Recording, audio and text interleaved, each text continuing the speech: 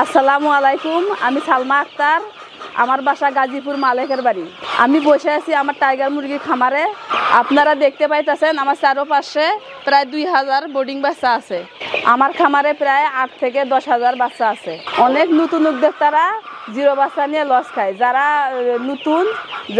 নতুন খামার দিতে চাইতেছেন আমার কাছ থেকে বোর্ডিং করা বাচ্চা নিয়ে খামার দিতে পারেন। আপনার যে কারণে বোর্ডিং করা বাচ্চা কিনবেন, প্রথমে হচ্ছে এটা হলো আপনার ভ্যাকসিন করা থাকে এবং সম্পূর্ণভাবে বোর্ডিং করা থাকে, যার কারণে এই বাচ্চাতে রিস্ক কম। আপনারা চাইলে বোর্ডিং করা বাচ্চা নিয়ে লাভবান হতে পারেন। সুপ্রিয় দর্শক, আসসালামু আলাইকুম। আপনাদেরকে স্বাগত জানাচ্ছি নতুন একটি প্রতিবেদনে। দর্শক বন্ধুরা, আজকে আমরা চলে এসেছি গাজীপুরের মালেকের বাড়ি এলাকায়। আপনারা দেখতে পাচ্ছেন আমার পাশে রয়েছেন সালমা আপা, যিনি দীর্ঘ 4 বছর যাবৎ টাইগার মুরগি পালন করছেন। আজকে আমরা আছি সালমা আপার খামারে এবং দেখতে পাচ্ছেন প্রচুর বাচ্চাও কিন্তু রয়েছে। আজকে আমরা এই পর্বে আপনাদেরকে দেখাবো যে সালমা আপা কীভাবে তার টাইগার মুরগি খামারটি পরিচালনা করে এবং তিনি এখান থেকে ব্রোডিং করা বাচ্চাগুলো বিক্রি করে থাকে বেশি। কোন কোন কারণে ব্রোডিং করা বাচ্চা বিক্রি করে এবং কোন উদ্যোক্তারা ব্রোডিং করা বাচ্চা নিয়ে খামার করে লাভবান হতে পারবেন, সেসব বিষয় নিয়ে একটি পূর্ণাঙ্গ প্রতিবেদন দেখানোর চেষ্টা করব। আশা করছি পুরো আয়োজন জুড়ে পাশে থাকবেন। আসসালামু আলাইকুম সালমা আপা। ওয়ালাইকুম আসসালাম। আপা কেমন আছেন? আলহামদুলিল্লাহ ভালো, আপনি কেমন আছেন? আলহামদুলিল্লাহ, আমি অনেক ভালো আছি। আপা, আমরা যখনই আসি আপনার খামারে দেখি যে বাচ্চায় ভরপুর থাকে। আজকে কত হাজার বাচ্চা আছে? আজকে প্রায় 2000 মতো বাচ্চা আছে, বোর্ডিং বাচ্চা। 2000 বাচ্চা আছে? জি জি। পাশাপাশি তো আপনার জিরো বাচ্চাও আছে? পাশাপাশি জিরো বাচ্চা আছে, ফাউমি আছে। আচ্ছা, যে আমরা যে পাশে আছি এই পাশের বাচ্চাগুলো একটু বড় মনে হচ্ছে। কতদিন বয়সের বাচ্চা এগুলো? এটা হলো 15 দিন, আর ওই পাশে যেটা দেখতেছেন ওটা হলো 20 দিন। 15 দিন এবং 20 দিন? জি। জিরো বাচ্চাও রয়েছে? জিরো বাচ্চা আছে। আচ্ছা, এই যে আপা প্রতি মাসে এত বাচ্চা সংগ্রহ করেন, এগুলো আসলে বিক্রি করতে পারেন কিনা? বিক্রি মোটামুটি হয়, জিরো বাচ্চা হইতেছে, বোর্ডিং বাচ্চা, সব রকমের বাচ্চাই বিক্রি হয় আমার কাছে। ব্রোডিং করা বাচ্চাটা বিক্রি করার কারণটা কি? বোর্ডিং করা বাচ্চা যারা নতুন, এরা তো বোর্ডিং করতে পারে না। মূলত বোর্ডিং যদি ভালো হয় তাহলে বাচ্চা ভালো হয় আর কি। মনে করেন যে অনেকেই জানে না, এই জন্য অনেকে বলে যে আপু আমাকে বোর্ডিং করে বাচ্চাটা দেন।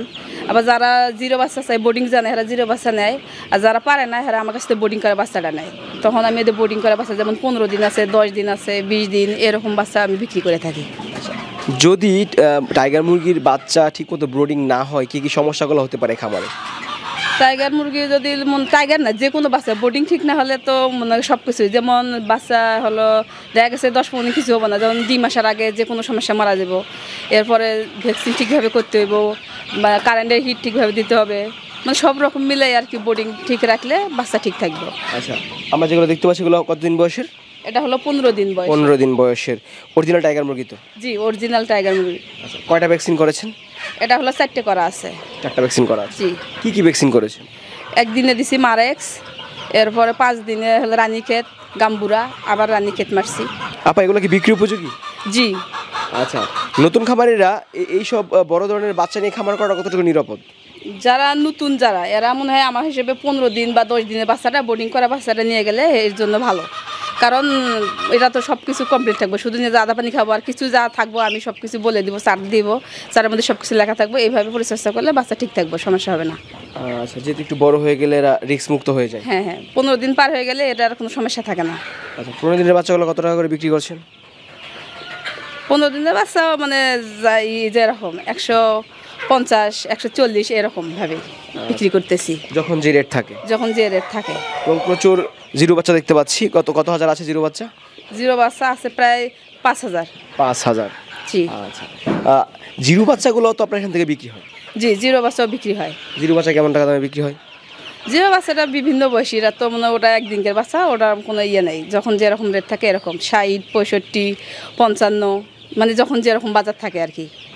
আচ্ছা আপা, এই যে অরিজিনাল টাইগার মুরগির বাচ্চা আমরা বুঝবো কিভাবে? অরিজিনাল বাচ্চা বলতে যে এটা দেখেন বিভিন্ন কালার হবে, পাগুলো মোটা মোটা, মানে দেখতে অনেক ইয়ে থাকে। এখন তো ছোট, এরপরেও দেখেন আমি দেখাই। আচ্ছা দর্শক, আমরা দেখানোর চেষ্টা করছি অরিজিনাল টাইগার মুরগি চেনার উপায়টা। এই বাচ্চাটা দেখেন কালোর মধ্যে খই এরকম সাদা। আচ্ছা, এই যে মাথার মধ্যে টিকলি আছে, পাউডি দেখেন মোটা মোটা, 15 দিন হয়ে গেছে, তারপরে এরকম। এটা অরিজিনাল টাইগার মুরগির বাচ্চা চেনার উপায়? জি। আচ্ছা, এগুলো 1 কেজি হতে কতদিন সময় লাগে মাংসের জন্য হলে? 30 থেকে 40 দিনে 1 কেজি ওজন হবে। 30 থেকে 40 দিন 1 কেজি হয়ে যায়। আচ্ছা, পাশে দেখতে পাচ্ছি ফার্মি মুরগি রয়েছে। কতগুলো আছে ফার্মি? ফার্মি পাশে যে দেখতেছেন এটা এখানে আছে 250 পিসের মতো আছে। 250। জি। ফার্মি থেকে তো ডিম পাচ্ছেন? ডিম পাচ্ছি, জি। ফার্মি ডিম পাইতাছি প্রায় 200 210 এরকম প্রতিদিন? জি। ফার্মে কি ডিম বিক্রি হচ্ছে নাকি বাচ্চা বিক্রি করছেন? বাচ্চাও বিক্রি হচ্ছে, ডিমও বিক্রি হইতেছে। বাচ্চা বিক্রি করেন, ডিমও বিক্রি করেন। জি আচ্ছা, বিশেষ করে টাইগার মুরগির সংখ্যাটা বেশি আপনার এখানে? জি, আমার মূলত প্রথমে টাইগার মুরগি দিয়ে শুরু, টাইগার বেশি, আর নতুন করে হলো ফার্মি শুরু করছি আর কি। আচ্ছা, তার আপনার এখানে বিভিন্ন বয়সের বাচ্চা রয়েছে। ওই পাশে দেখতে পাচ্ছি যেগুলো, এগুলো কতদিন বয়সের বাচ্চা? একটু বড় মনে হচ্ছে এগুলো। ওটা হলো 20 দিন বয়সের। 20 দিন বয়স? জি। আচ্ছা, 20 দিনে কটা ভ্যাকসিন করা আছে? ওটা 5টা। 5টা ভ্যাকসিন করা আছে। আচ্ছা আপা, নতুন খামারিরা যদি বড় বাচ্চাটা নেয় সেক্ষেত্রে তারা কিন্তু একটা জিনিস বলে থাকে যে বাচ্চার দামটা বেশি পড়ে যায়।